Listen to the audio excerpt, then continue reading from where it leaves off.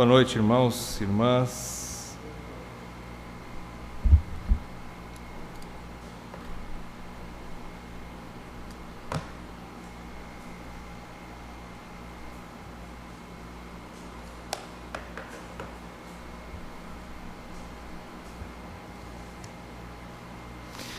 É um privilégio, né? Nós podemos falar para casais, apesar que eu nunca falei, a minha primeira oportunidade. Por isso, eu gostaria já abrir o primeiro ponto, bem direto, para a igreja, para os irmãos e irmãs, nessa noite. Primeiro ponto do nosso encontro, anote aí. Tenha misericórdia do pregador. Primeiro ponto. Primeiro pedido que eu faço. Como eu estou iniciando nesse exercício, quero servir os irmãos, mas é algo novo, a gente sabe que não vai poder ter um estudo bem completo, então eu até anotei algumas coisas que eu gostaria de falar para os irmãos, antes de nós começarmos o estudo. Em primeiro lugar, é importante a igreja entender que nossas aulas serão aulas tópicas ou temáticas, né? Nós vamos falar de temas relacionados ao casamento. Obrigado, Lucas. E não serão expositivas. Os irmãos já sabem o que é uma pregação expositiva e uma pregação temática, né? Então, nós vamos tratar de temas essa noite, alguns temas, né? Segundo lugar, eu já falei, aliás foi o primeiro, conto com as misericórdias dos irmãos, né? Nessa tensão que me aflige nessa noite, eu confesso, né, que estou um pouco tenso, mas eu confio na palavra do Senhor, né? Aquilo que vier do coração do homem, você joga fora. O que vier de Deus, você absorve e pratique, porque é ordenança, né? Outra coisa que eu quero falar para os irmãos e irmãs é que há um projeto do ministério em fazermos novas reuniões como esta para abrangermos mais pontos em espaço mais curto de tempo. Há um projeto dos presbíteros de poder fazer, nós não sabemos se vai ser mensal ou bimestral, mas assim, em menor tempo, né? Não precisa ser uma vez só por ano. Então, e tratar, às vezes, uma única reunião, num mês, que fala de um ponto específico, tipo criação de filhos, né? Um exemplo. Então, existe esse projeto. Então, por isso, não é objetivo nessa noite também tentar falar tudo, porque nem vai... Nessa noite não, nesse encontro, 3 dias, né? Nós não vamos conseguir. Em quarto lugar, eu gostaria também de deixar claro para toda a igreja, para todos os casais, sejam solteiros ou casados, que além dos estudos que a gente vai fazer com a igreja que fala sobre casamento, sobre matrimônio e criação de filhos, todos nós temos o direito de um aconselhamento na igreja. Então você, tendo alguma dificuldade urgente, não espere chegar ao encontro de casais. Nos procure o presbitério, que a gente vai buscar de Deus auxílio mútuo. Por quê? Porque nós também precisamos. Não estamos isentos de falhas. Aliás, o que mais tem aparecido falhas nos nossos casamentos, né? E quanto maior, mais tempo, mais falha parece que vai aparecendo. Isso é graça, isso nós vamos estudar nesses dias, que isso é positivo. É positivo. Buscar aperfeiçoamento é uma coisa. Agora, exigir que se seja perfeito, nós não vamos conseguir, né? Por isso é que nós vamos estudar nesses dias alguns pontos bastante interessantes. Então vamos lá. Eu estou até iniciando também com slides aqui, né? Vamos ver se vai dar certo essa noite. Se não der, a gente fecha o computador. Achei bonita essa apresentação aqui, olha que coisa linda. Então esse aqui é o nosso tema, né? O tema é o casamento à luz das Escrituras. Antes de começar o assunto, existe um artigo de Joel Bick, é um teólogo que já esteve pregando na Conferência Fiel algumas vezes, e ele fala sobre, tem uma pregação dele sobre a criação da mulher. E tem um trecho dessa pregação que é bastante importante, que eu gostaria de usar como pano de fundo para o estudo desses dias. Joel Bick diz o seguinte: Ao trazer a mulher para o homem, Deus estabeleceu o casamento como a primeira e a mais fundamental das instituições humanas. Não precisa copiar, tá? Se você quiser, depois eu te dou o slide, você leva para casa para você poder ler com mais tempo. Antes que houvesse governos, igrejas ou escolas ou quaisquer outras estruturas sociais, Deus estabeleceu uma família baseada no respeito e no amor mútuos de um esposo e uma esposa. Todas as outras instituições humanas derivam-se desta, que é o casamento. Incrível isso, né? O que a gente ouve hoje sobre casamento no mundo? Nada disso. Pelo contrário. Está sendo banalizado o casamento, cada vez mais, né? Está sendo hostilizado, está sendo desprezado o casamento. Ele ainda diz o seguinte, Joel Bick diz, em primeiro lugar, da autoridade do pai vieram os sistemas patriarcais de governo humano, os quais eventualmente dariam origem às monarquias e democracias. Olha que interessante. Tudo começou com Deus, lá no Éden, com o governo, com a instituição do casamento, e eles foram colocados para governar o mundo. Um casal governando o mundo, representantes de Deus. Nós vamos falar sobre isso. Então, do governo patriarcal surgiu os governos que governam as nações. Impressionante isso. Em segundo lugar, da responsabilidade dos pais de educar seus filhos, vieram os sistemas de educação mais formais, que chamamos de escolas, colégios ou universidades. Começou lá no ensino do pai e mãe para os seus filhos. Começou lá. Em terceiro lugar, da necessidade de cuidar da saúde da família, vieram os médicos e os hospitais. Em quarto lugar, da obrigação dos pais de treinarem seus filhos no conhecimento de Deus, vieram os templos, sinagogas e as igrejas. Todas as organizações humanas podem ser retroacompanhadas até o lar, a família e, finalmente, até o casamento. Esse trechinho, se você conseguir na internet, o sermão do Joel Bick, a criação da mulher, você vai ver que tem esse trechinho nesse estudo. Eu tenho um resumo aqui para a gente ter ideia do que a gente vai falar. Na primeira aula, hoje nós vamos tratar de 2 pontos, 2 partes. As 2 primeiras partes seria a seguinte: a primeira parte, o casamento como expressão menor do maior mistério de todos os tempos. Nós vamos falar sobre Efésios capítulo 5, versículos 31 e 32.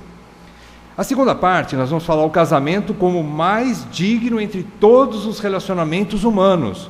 Vamos usar o texto de Hebreus, capítulo 13, versículo 4. Amanhã à noite, nós vamos tratar do casamento como expressão do Evangelho de Cristo. Colossenses 3, de 12 a 14. Nós vamos falar que ele é temporário, nós vamos falar sobre o divórcio e vamos falar sobre perdão e tolerância. São assuntos bastante interessantes. E no sábado,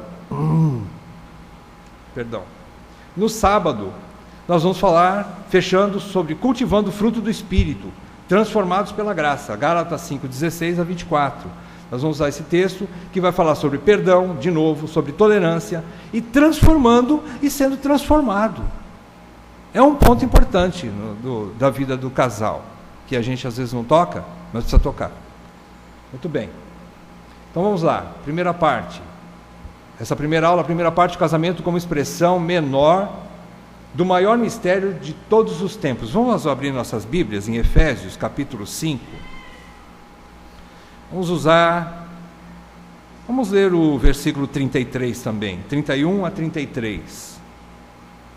Efésios 5, de 31 a 33. Diz o seguinte: Eis porque deixará o homem a seu pai e a sua mãe, e se unirá à sua mulher, e se tornarão os dois uma só carne. Grande é esse mistério, mas eu me refiro a Cristo e à igreja. Não obstante, vós, cada um, de per si, também ame a própria esposa, como a si mesmo, e a esposa respeite ao marido. Muito bem, esse texto é um texto clássico que fala sobre casamento. O livro de Efésios é um livro importante no que a gente pode estudar e extrair, principalmente do capítulo 5, sobre submissão e autoridade no lar. O capítulo 5, a partir do versículo 22 até o fim do capítulo, 5 de Efésios, Paulo trata desse assunto, submissão e autoridade. A mulher submetendo, a esposa submetendo ao marido, e o marido governando como cabeça da esposa e amando-a como Cristo amou a igreja. Mas Paulo fecha o assunto mostrando o alvo principal do que ele escreveu em todos esses versículos, do 22 até o fim. Qual é o alvo principal? É expressar Cristo e a igreja. O alvo de Paulo é expressar Cristo e a igreja. Então a Bíblia relata de capa a capa, meus irmãos, em toda a história bíblica, ela retrata a história de um grande romance entre Deus e o seu povo. Retratado no Novo Testamento por Paulo como o casamento entre Cristo e a sua igreja, que é apresentado pelo apóstolo como o maior mistério de todos os tempos. A palavra mistério, na Bíblia e no grego do Novo Testamento, a palavra mysterion, é originado do termo miô, que significa fechar a boca. O que é que o termo expressa? Expressa algo que não dá para falar muito desse algo. Então, nós chamamos de mistério. Fecha a boca, você não tem muito o que falar disso. É interessante. Os termos gregos têm uma coisa assim meio esquisita, mas a gente vai pegando isso e vai aplicando, e a gente vai entendendo o que no original, o escritor Paulo, que usou o idioma grego para escrever o Novo Testamento, por exemplo, ele usou essa palavra, mistério. Lá para Paulo ele quer dizer o seguinte: não tem muito o que falar. Então, sobre Cristo e a igreja, que é um grande mistério, não tem muito o que se falar. Porém, a Bíblia o que mais a Bíblia tem para nós chama-se revelação. Revelação. Por que Deus ia deixar alguma coisa misteriosa demais? Para que nós estudássemos e nunca chegássemos a conclusão nenhuma? Nunca tirássemos nada aplicável para o nosso dia a dia? Nunca tivéssemos uma compreensão que você pudesse falar assim: agora deu para entender o que Paulo quis dizer com isso, o que Jesus quis dizer com isso, o que o Novo Testamento, o Velho Testamento quis dizer com isso. Então, de certa forma, Cristo e a igreja é um grande mistério que não se tem muito o que falar, mas tudo que tem que ser falado está na Bíblia. Tudo que pode ser falado, que é inteligível para nós como homens, está na Bíblia. Deus revelou através da Bíblia tudo o que ele queria revelar a respeito desse mistério, Cristo e a igreja. Tudo o que era necessário, digamos assim. O que nós não sabemos não é necessário, não precisa, né? Eu até peço para os irmãos terem bastante paciência também. Por quê? Porque não tem como a gente entrar em aspectos práticos sem primeiro tratar de profundidade doutrinária. A teologia é chata, cansa, você fica com sono, daqui a pouco você vai estar meio cochilando aí. Eu sugiro que você se mexa na cadeira, né? A gente não vai ter intervalo nenhum, mas dá uma levantadinha, né? Anda, porque tratar de teologia às vezes é um pouco é um sonífero, mas é importante, meus amados. A gente não tem como deixar isso de lado. Uma boa igreja reformada começa por aí. É a nossa raiz, e se não tiver raiz, não dá para a gente extrair frutos, né? Então nós vamos ter que tratar disso. A revelação, então, no grego, que significa a palavra que você conhece bem, uma palavra apocalipse. O que é apocalipse? É revelação, a revelação de Deus. A Bíblia toda, na verdade, é uma revelação, é um apocalipse de Deus, é uma manifestação, é um esclarecimento de Deus para nós. Então, irmãos, quando o apóstolo Paulo diz que o casamento, que ele diz no versículo 31, que é entre um homem e uma mulher, e já é uma boa orientação, né? O casamento é heterossexual, né? Pelo menos o casamento que Deus aceita, tá? Não estou dizendo que hoje, por isso que eu estou falando, tome cuidado com o governo, tome cuidado com o Estado e com as novas leis. Não tem nada a ver, muitas delas não tem nada a ver com o que Deus determinou. Então Deus determinou um padrão. Ele, como autor de todas as coisas, ele determinou um padrão. Homem e mulher se casam. Eu não trouxe aqui, eu esqueci de trazer uma conchinha, aliás, eu esqueci de arrumar isso, para a gente falar um pouquinho sobre o que é um côncavo e um convexo. Existe uma música do Roberto Carlos que as pessoas mais antigas conhecem, né? O côncavo e o convexo. O que é isso? São duas formas que se encaixam perfeitamente. A côncava, ela é oca, e o convexo, ela é para fora, se encaixa. Interpretem do jeito que você quiser, mas é o que Deus fez entre homem e mulher, tá? É isso que eu quero dizer para você. O côncavo encaixa no convexo. É a tampa da panela perfeita, tá? Então, é isso que Deus está falando aqui. Quando nós tratarmos a área sexual, nós vamos falar um pouquinho mais sobre isso. Mas, como pano de fundo, nós vamos entender isso. Então, no grego, Apocalipse é isso, é esclarecer. Deus disse em Colossenses que há um mistério que Ele quis revelar, que Ele quis se fazer conhecido. No capítulo 1 de Colossenses, no fim do capítulo, Ele fala que é Cristo em vós a esperança da glória. E Ele fala que é um mistério. E esse mistério Ele quis dar a conhecer. Então os mistérios de Deus, Ele quis fazer conhecidos para a igreja.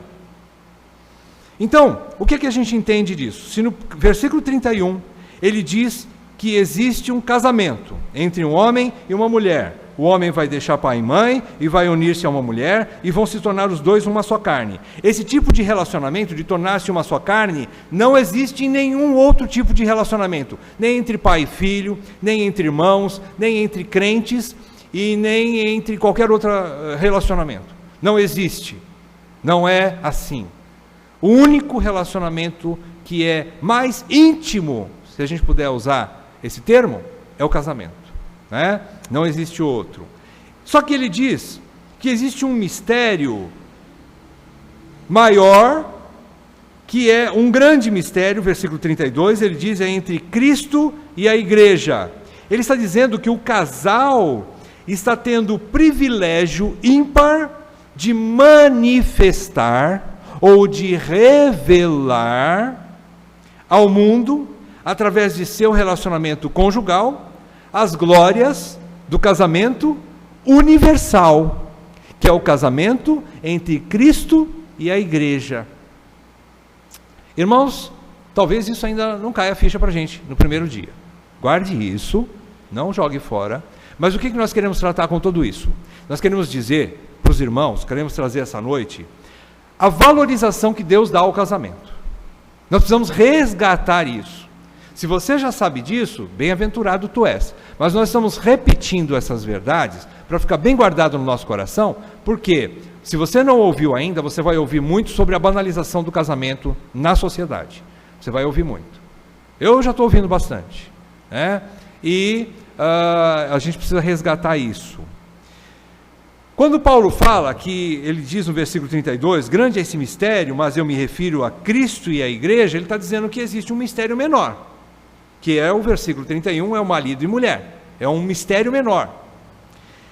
Ele está usando uma expressão quase como que um hino de louvor.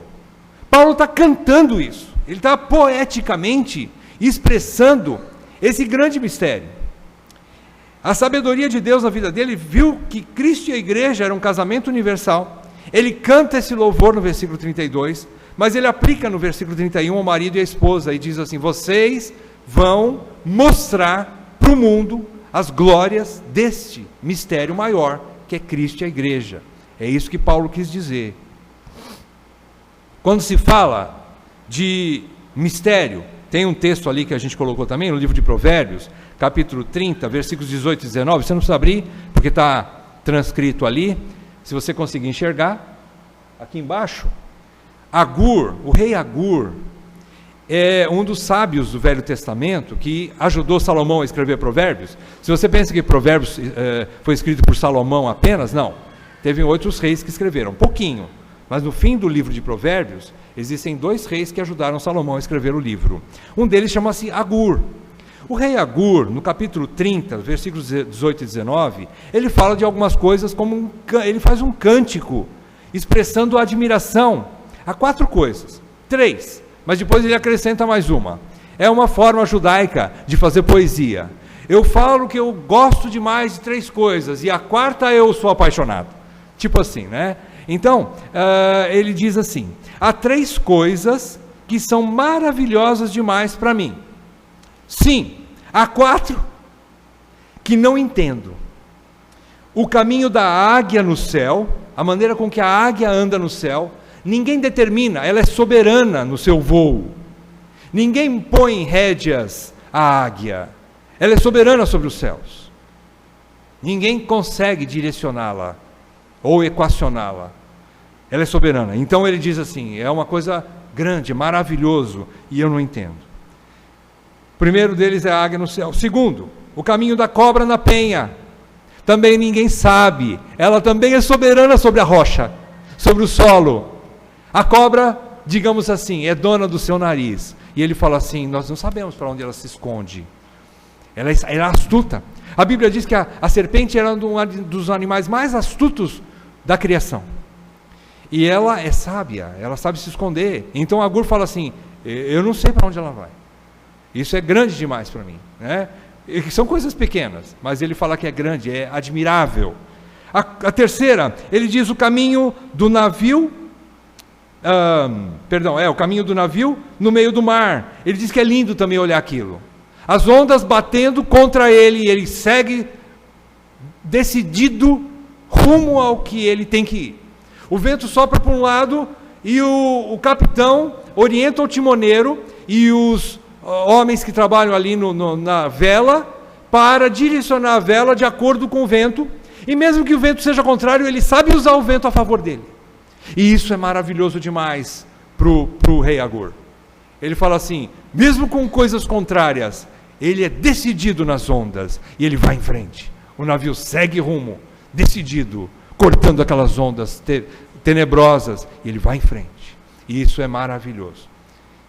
E o mais maravilhoso de tudo, que é a quarta coisa que ele fala que é muito maravilhoso, é o caminho do homem com uma donzela. O que nós extraímos disso? Nós extraímos o seguinte, que nós não vamos conseguir dissecar estudos sobre o casamento. Por quê? É muito grande. Essas palavras do rei Agur, se você aplica no casamento, a gente conclui o seguinte, por exemplo, tanto as palavras do rei Agur, como a palavra de Paulo, a afirmação de Paulo, nós revelamos ao mundo um mistério. Porém, cada casal é um mistério. Nós não podemos padronizar até certo ponto e dizer assim, olha, eu vou tomar eu como exemplo. Eu e a Valnira estamos juntos há 36 anos. Perdão, 34 anos. Nós já sabemos bastante sobre o casamento, então o casamento de vocês tem que ser igual ao nosso. Eu não posso dizer isso.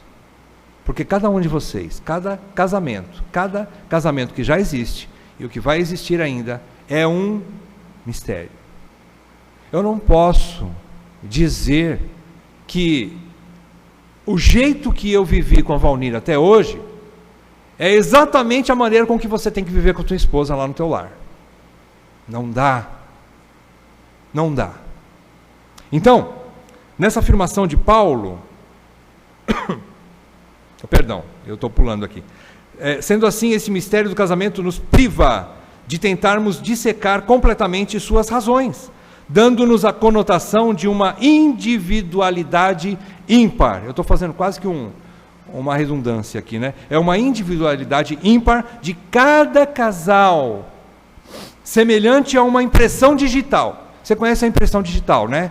A impressão digital é usada pelos datiloscopistas para identificar um criminoso. Por quê? A impressão digital não existe uma semelhante à outra em todo o mundo. Com tanta gente que existe no mundo, ainda assim, a impressão digital é a maneira mais segura de da polícia identificar um criminoso. Um investigador identificar um criminoso. Porque não tem nenhuma igual a outra. Assim o casamento também, meus amados. Assim é um mistério, né?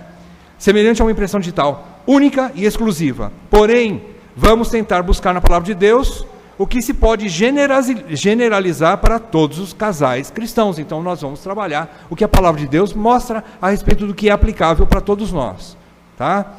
Então, se existir algumas coisas particulares no teu relacionamento conjugal, é tratado particularmente também em algumas situações. Entendem o que eu quero dizer? É mais seguro. E tem coisas que também não vão ser tratadas, a não ser que vão ser descobertas por vocês mesmos.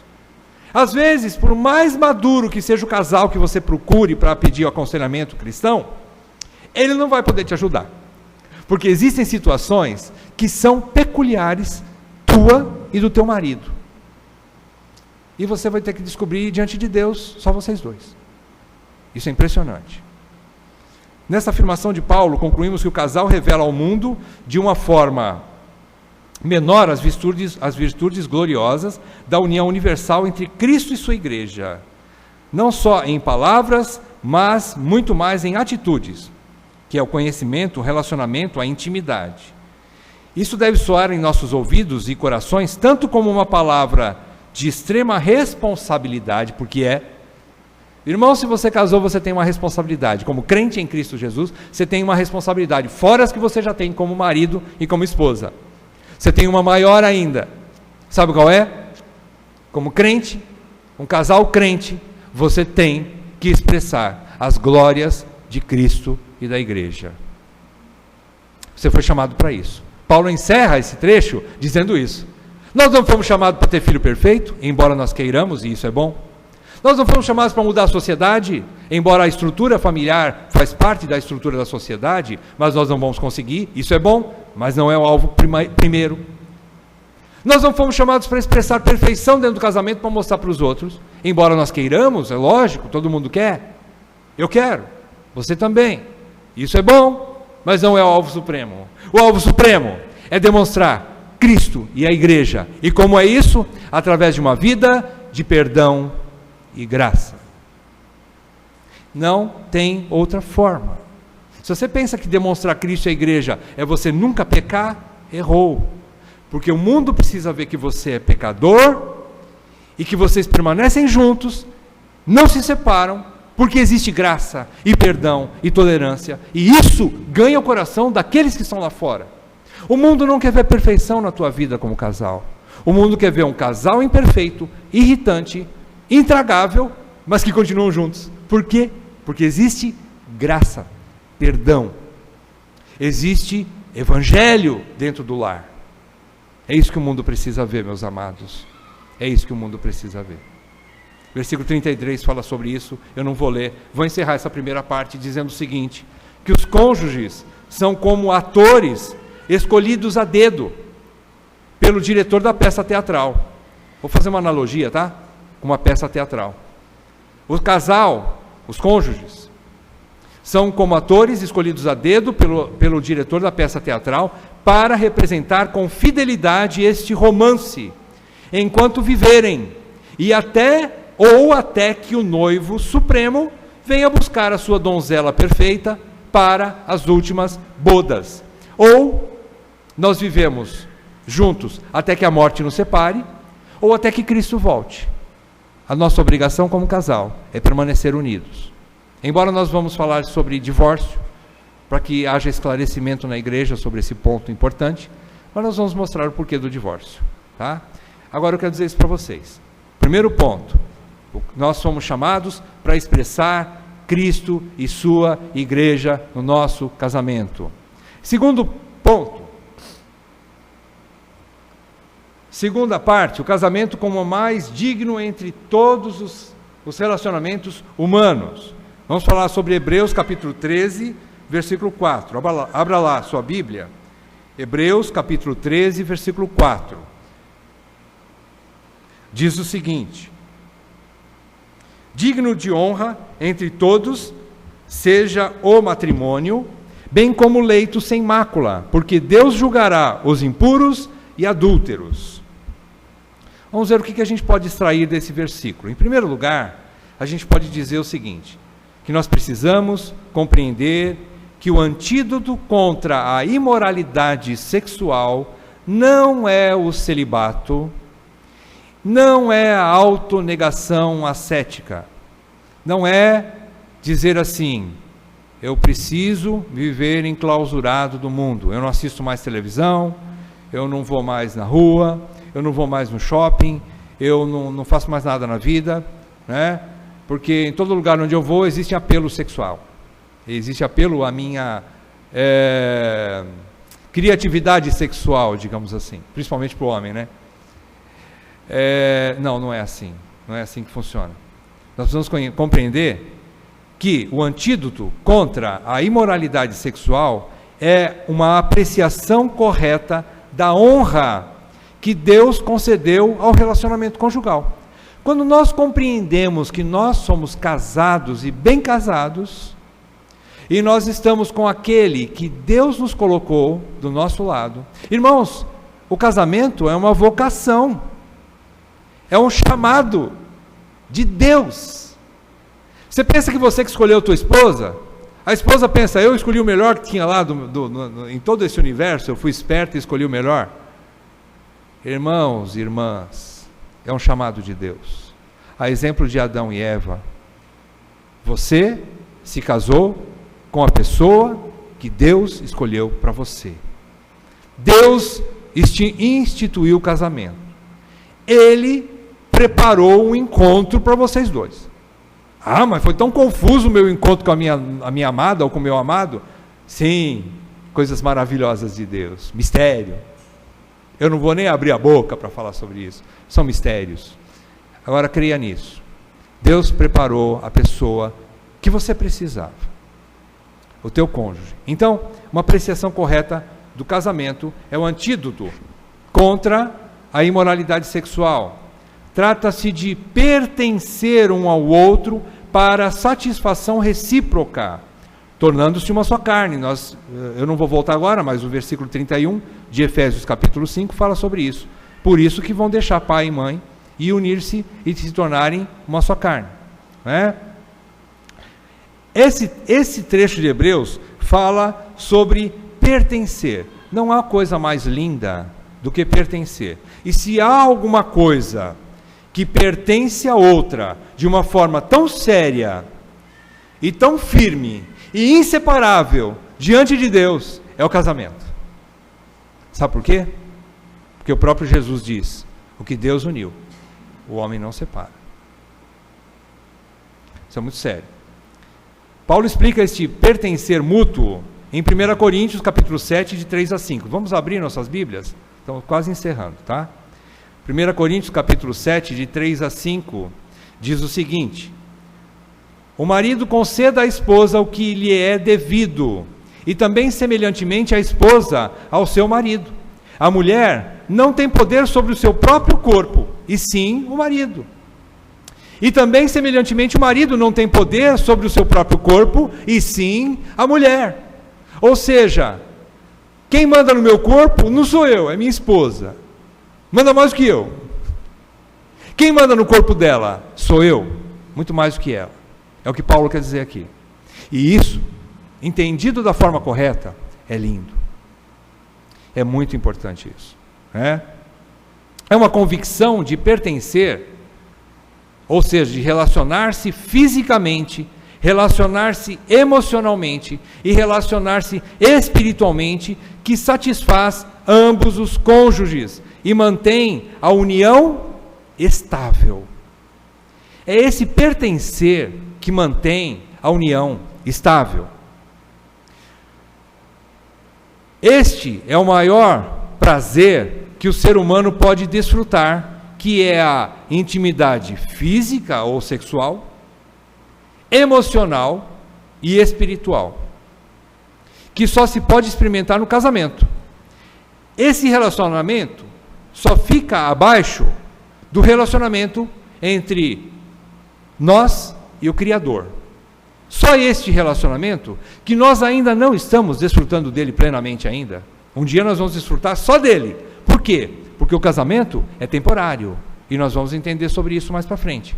Nós podemos dizer assim: eu vou te amar eternamente, minha esposa, porque você não vai. Você está fazendo uma promessa que nem político, você não vai poder cumprir. Por quê? Porque lá no céu, você não vai ter mais esposa e nem marido, você vai ter irmãos. E nós vamos estudar sobre isso. Tá? Então o casamento é temporário. Ele tem um tempo de duração. Aproveite enquanto ele dura. Né? O relacionamento sexual, irmãos, eu gostaria só de usar uma frase de Martinho Lutero. Martinho Lutero diz, e isso é muito impressionante, porque ele, como antecessor dos puritanos, era muito mais puritano do que os puritanos, mas ele chegou a comentar, um ex-padre, casado com uma ex-freira, eu me esqueci o nome da esposa de Lutero, é muito engraçado o nome dela, é Catarina e Vambora. Catarina Vambora. O casal, Martinho Lutero e Catarina e Vambora, eles entenderam o casamento. E eles disseram o seguinte: pelo menos 2 vezes por semana é bom ter uma relação sexual, para privar-se do inimigo, porque ele, astuto, pode intentar alguma coisa contra a santidade do casamento, contra a fidelidade conjugal. Vocês imaginam uma coisa dessa? Martinho Lutero usando essa frase, eu caí no chão quando eu ouvi. Falei, não é possível, Lutero, deve ter algum erro. Mas não foi só John Piper que disse. Eu estou tirando a maioria dessas coisas de um livro chamado Casamento Temporário, de John Piper, uma parábola de permanência. Né? Esse livro é muito bom. Eu estou tentando fazer uma compilação dele, tirando esses pontos. Então, o que nós entendemos em primeiro lugar sobre esse texto de Hebreus? Que ele diz que digno de honra entre todos seja o matrimônio, bem como o leito sem mácula. Porque ele termina dizendo, porque Deus julgará os impuros e adúlteros. Ele quer dizer que o casamento, que o sexo é utilizável de uma maneira que Deus aprova somente e unicamente no casamento. E ponto final. E não tem mais conversa sobre isso. Porque Deus assim o fez.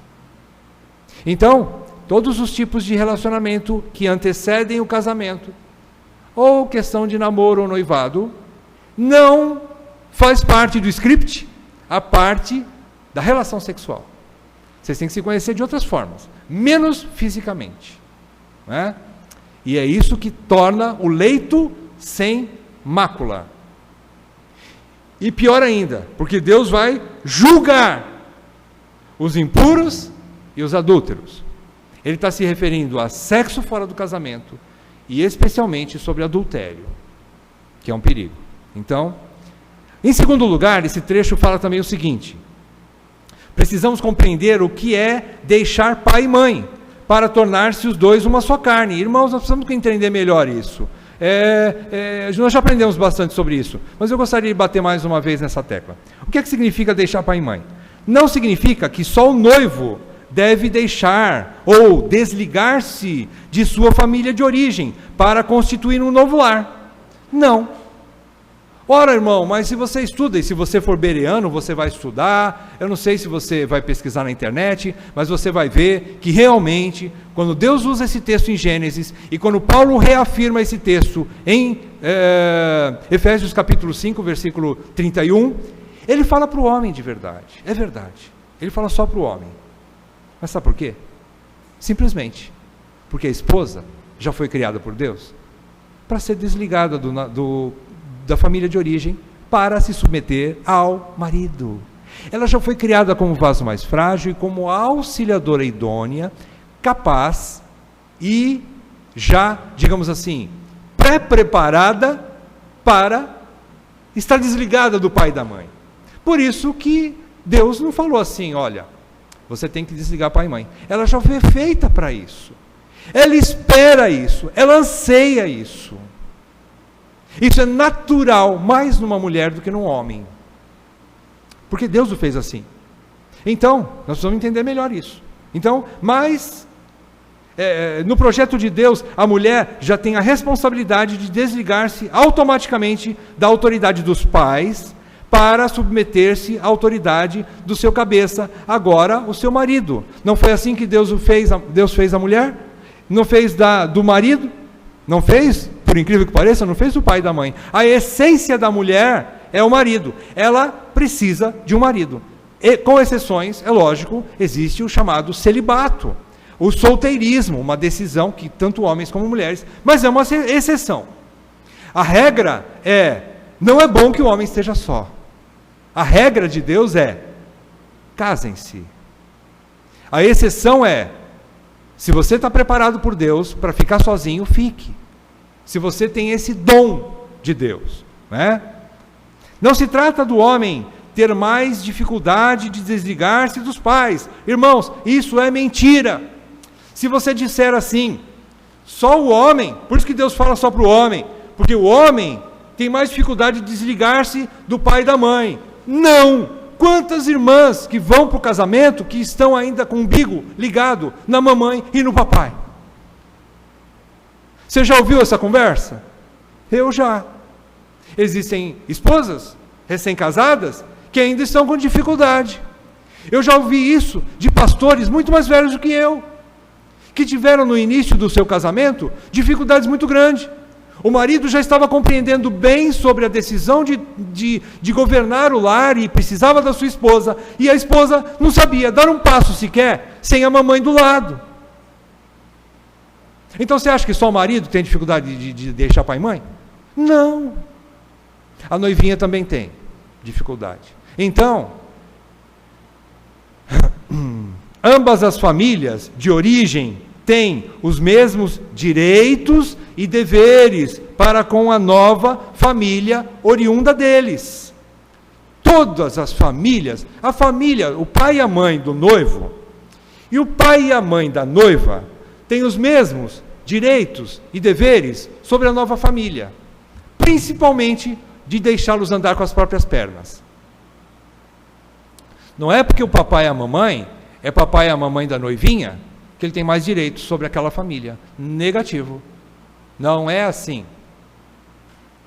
A nova família tem que andar com suas próprias pernas. Com auxílio, sim, periodicamente, e de uma maneira saudável, não tem problema nenhum.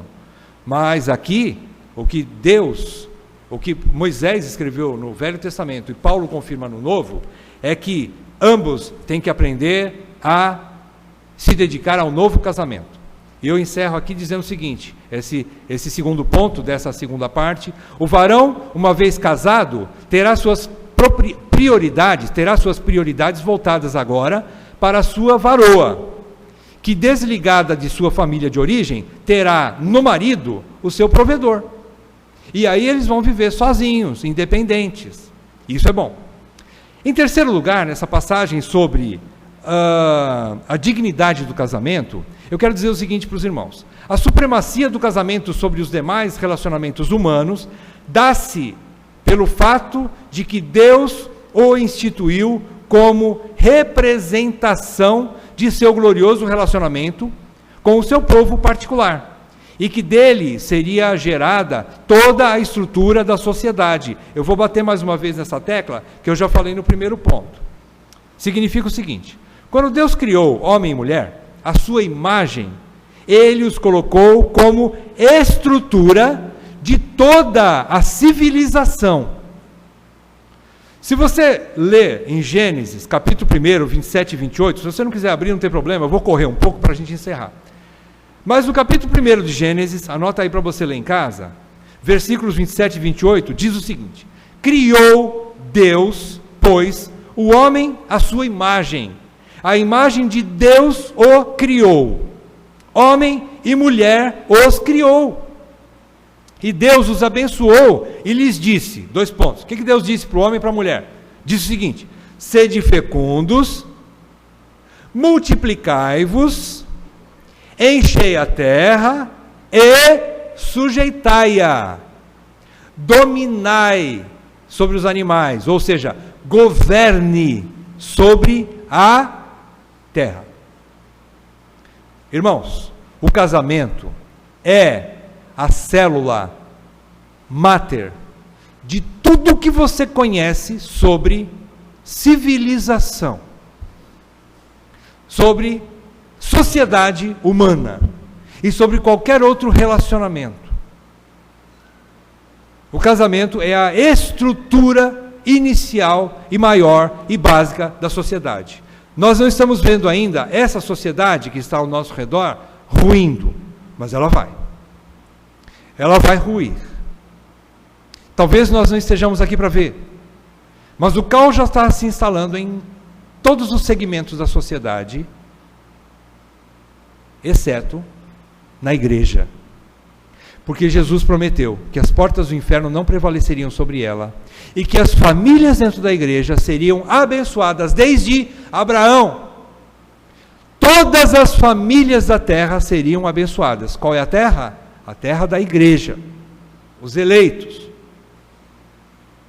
Então, meus amados, o governo aqui nesse trecho de Gênesis, o governo da sociedade tem como base a família, que tem por sua vez como estrutura o casal, que leva a imagem ou a glória ou a autoridade de Deus. Percebam a escala? A sociedade nasceu do casal, da família, a família nasceu do casal e o casal nasceu de Deus. O casal é representante de Deus aqui na terra para governar a sociedade. Consequentemente, o casal cristão tem a honra e a responsabilidade de mostrar ao mundo o caminho certo. Irmãos, eu não estou querendo jogar peso em cima de vocês como casal, mas eu estou querendo abrir os seus olhos. Nós temos uma grande responsabilidade. E para você que vai casar, entenda isso.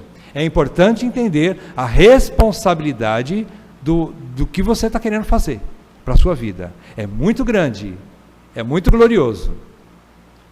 Então a gente precisa entender isso, né? O casal vai mostrar o caminho certo, determinado por Deus, para o bom andamento da sociedade.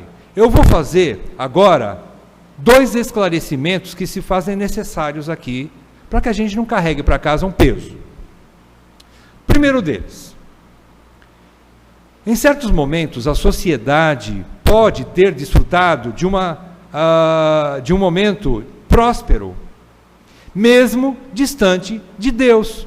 Existem e existiram civilizações que não tinham nada a ver com Deus. Não eram cristãos, porém eram nações que tinham uma certa estrutura. Funcionaram bem, entre aspas.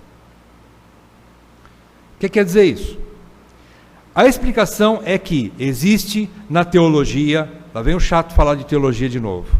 Teologia tem uma explicação chamada manifestação de Deus, que é uma manifestação de Deus, ou melhor, chamada graça comum.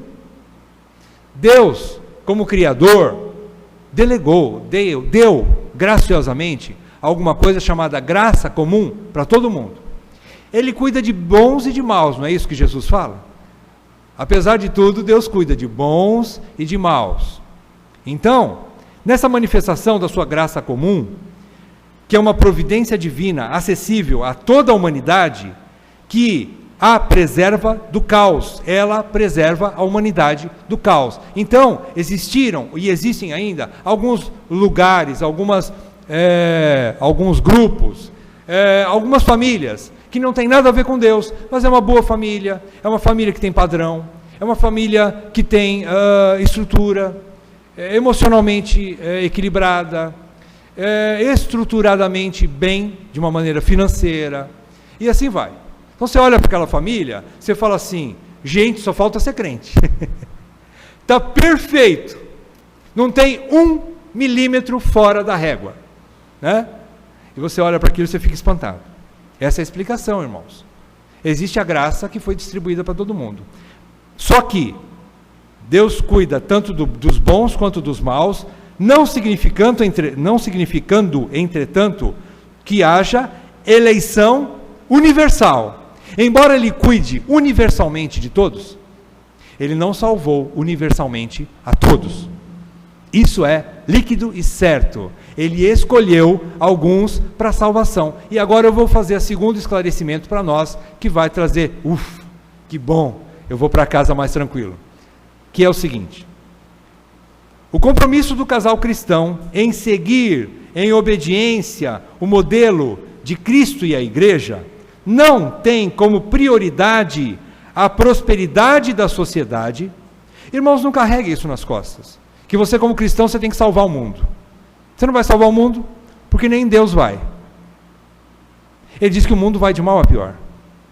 Não espere que o mundo vai melhorar, porque não vai. Porque é uma promessa de Deus.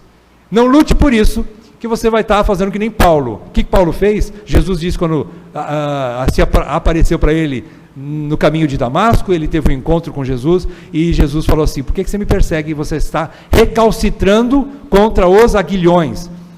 Jesus disse assim: você está dando murro em ponta de faca. Não adianta você fazer isso. Então, não carregue esse peso, você não vai mudar a sociedade. Segundo lugar, não é prioridade a criação de filhos perfeitos, porque você nem eu vamos conseguir. E nem é bom que haja. Porque se o teu casamento for perfeito, se os teus filhos forem perfeitos, e não tiver nenhum ponto negro, como que você vai expressar a glória de Cristo e a igreja no Evangelho? Para que a cruz de Cristo? Você vai demonstrar perdão e graça para alguém que não precisa? O que é que Jesus falou para os religiosos da época dele? Eu não vim buscar os sãos, mas vim buscar os doentes. Eu estou atrás dos doentes. É para eles que eu quero mostrar a minha glória, o meu poder, e vou mostrar para vocês que é esses que eu quero. Eu vim buscar o material de menos valor que existe, para fazer uma coisa de grande valor. E nisso eu vou demonstrar a minha glória, Jesus diz. É isso que ele quer dizer. Então, nós não vamos mudar a sociedade, nós não vamos conseguir criar filhos perfeitos, ou nem mesmo demonstrar um relacionamento conjugal irrepreensível e sem problemas. Mas, sim, glorificar a Deus, vivendo da melhor forma possível para representar Cristo e a igreja. Ponha isso no teu coração. Você tem que representar Cristo e a igreja.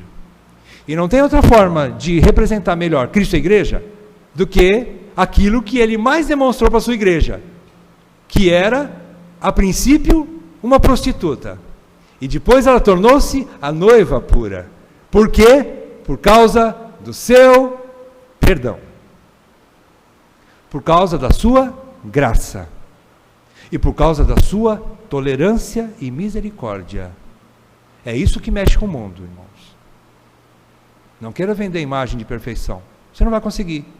Pode até conseguir, mas não vai dar fruto. O mundo não quer ver isso em você.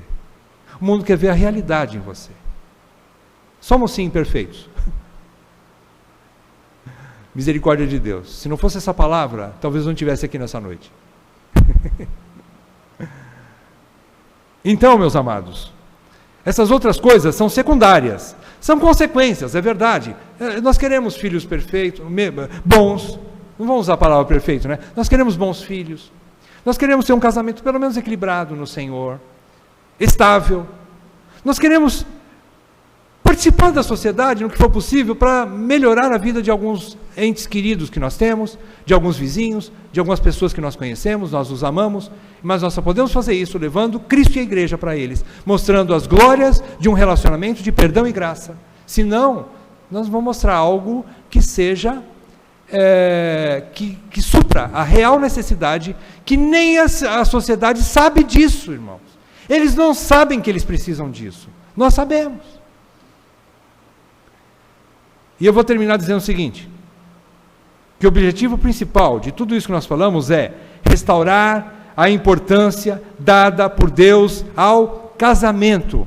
Valorize o casamento, levando-nos como casais a revermos nossos valores e adequarmos-nos dentro dos valores e princípios bíblicos para o matrimônio, blindando dos ataques mundanos. Nós não temos que blindar o nosso casamento de problemas. Você não vai conseguir, nem eu, porque não dá. Mas dá para blindar de informações que a mídia está passando sobre casamento. Cada dia mais você vê a questão feminista, a questão da banalização do casamento, a questão da homossexualidade e outras coisas do gênero, e você vai vendo esses princípios bíblicos sendo quebrados um atrás do outro. Quando nós revemos esses princípios aqui, eu estou fazendo uma compilação rápida, eu sei, parece que você não consegue ainda aplicar muito na sua vida hoje, mas não jogue fora, meu irmão, eu peço para você, meu irmão e minha irmã, não jogue essas informações fora, porque essa é a base de uma transformação no casamento. ou de uma permanência do teu casamento, de você manter ele sólido, da maneira que Deus quer. E você vai dessa forma blindar contra os ataques que, se não chegaram, vão chegar sobre você e sobre o seu cônjuge e sobre os seus filhos. Porque nós, como igreja, somos alvos de tudo isso. Nós vamos ainda ter que enfrentar isso. Que Deus nos ajude. Nós estamos preparando para uma grande batalha. Essa foi a primeira aula. Eu disse para os irmãos, talvez foi cansativo, talvez deu sono, mas não tem jeito de ser de outra forma. Ou você começa do jeito certo, ou então a gente pega pela metade e vai tentando empurrar com a barriga. Eu acho que não é o feitio dessa nova dispensação da comunidade. A gente tem que começar bem. Precisa de uma estrutura teológica. Senão a gente não consegue partir para a prática correta. Tá? Então, amém.